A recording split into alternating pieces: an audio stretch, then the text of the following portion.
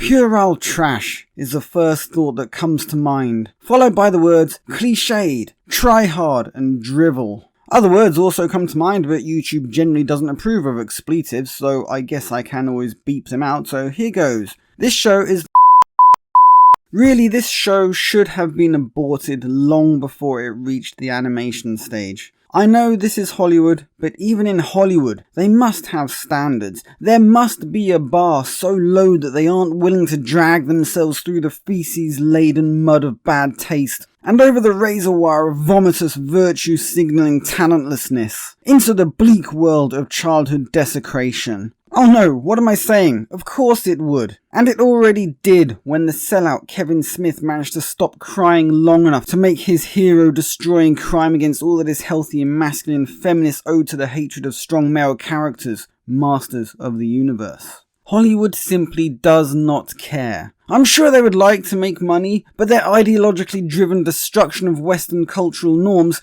takes precedence over their love of the folding stuff.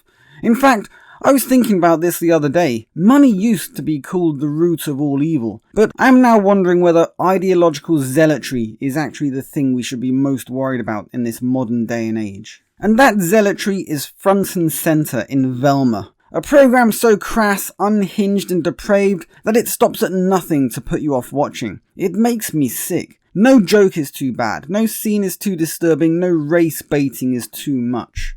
This show just doesn't give a damn. At least Seth Rogen and Sarah Silverman created an original series for their Santa Inc. travesty. This virtue-signaling, franchise-destroying, sacrilegious, hateful waste of my life load of effluent doesn't even do that. No, instead it takes something that people have loved for generations and shits all over it. And again, I don't just mean figuratively, I mean literally. There is nothing about Scooby Doo that the creators of this sickeningly unfunny, unintelligent, crassly executed program care about.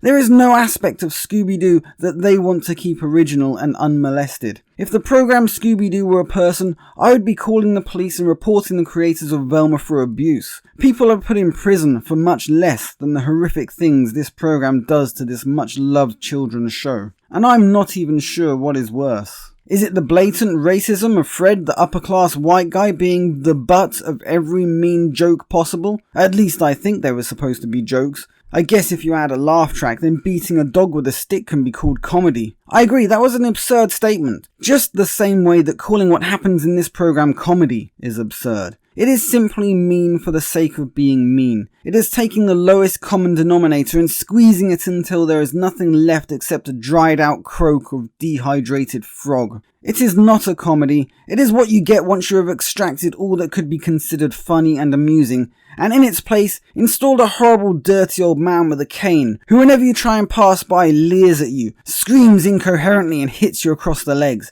It's not fun, it's not amusing, it's just revolting and sad. Or perhaps it is the modern Hollywood casting, which they claimed was colorblind. In fact, they even add in one of their jokes at the start of episode 1, when Daphne is asked how she feels about colorblind casting, to which she answers, it is a thorny issue, but those who complain are okay with a white Jesus. Well, first off, let's answer the Jesus question. He's described in the Bible as being bronzed, so he looked like he had a nice suntan, which is your basic Mediterranean person. So a white guy with a bit of a tan is a perfect match, or anyone else who hasn't been hiding in a basement for 20 years. Apparently the closest genetic modern equivalent would be an Iraqi Jew, so if you have a burning need to see what colour Jesus probably was, then, well, that's a little homework for you. Who knows what colour these guys think he should be, but I somehow doubt it would match up with historical record. Now back to the colourblind casting. It is interesting how all of the characters were race swapped,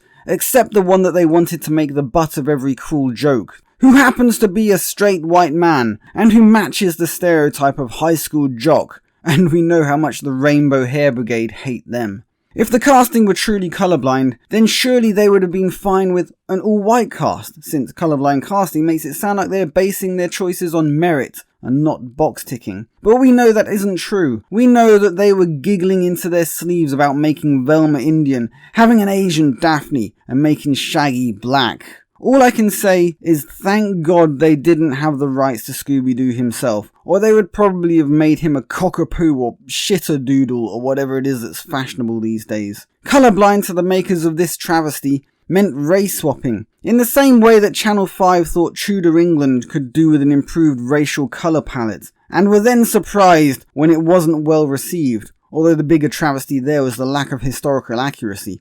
But even if the pink-haired alphabet people hadn't gotten their paws all over the casting, the programme itself was the pinnacle of cringe. They tried so hard to be funny and edgy and not conform to what Scooby Doo should be that they cliched themselves right into every far-left, insanely inane talking point it is possible to imagine. It is a who's who of the nonsense we are subjected to by a certain very tiny but very vocal parts of society.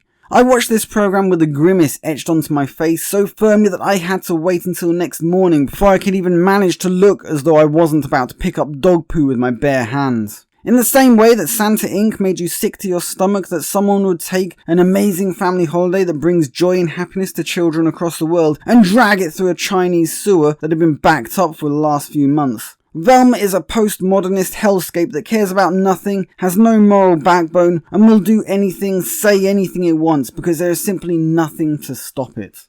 It labels itself as an adult animation, but the humour is so very crass and tasteless it thinks that Pull My Finger is the height of comedy, and while that may make it similar to things like South Park, Family Guy, and American Dad, at least those programmes' original intention was to be funny, and to take the mick out of modern culture, and nothing was safe from their ire. Whereas Velma seems to only be interested in SJW woke culture references, and yes, sometimes it does appear to be making a mockery of them rather than attempting to push the message, as the drinker would put it, but I am not sure that perhaps it wasn't my mind that was making those moments derogatory, rather than the programme itself. I have no idea who would be interested in watching this, since it very definitely is not aimed at men. It only has two main male characters, and the character of Fred is derided at every turn, and the butt of every male-centric joke about how masculinity is bad. The other male character, Norville, is a minor character whose presence feels mostly irrelevant, and who just has the odd loser and drug jokes aimed at him. And I can't imagine that women would be much more interested than men, since the female characters are simply obnoxious and full of themselves. Oh, and they are basically all lesbians because, of course they are.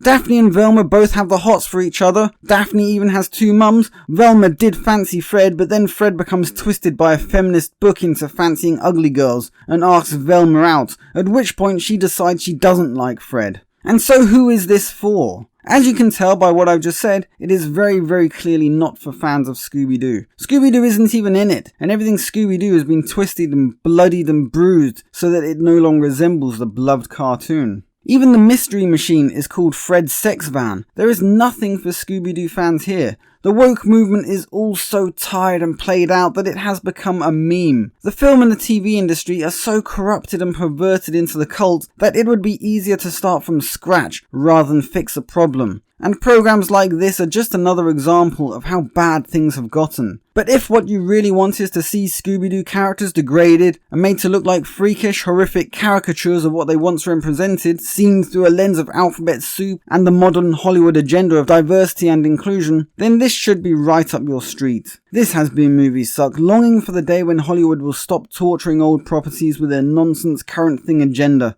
Signing out. Leave a like, share, subscribe, and I'll catch you guys on the flip side.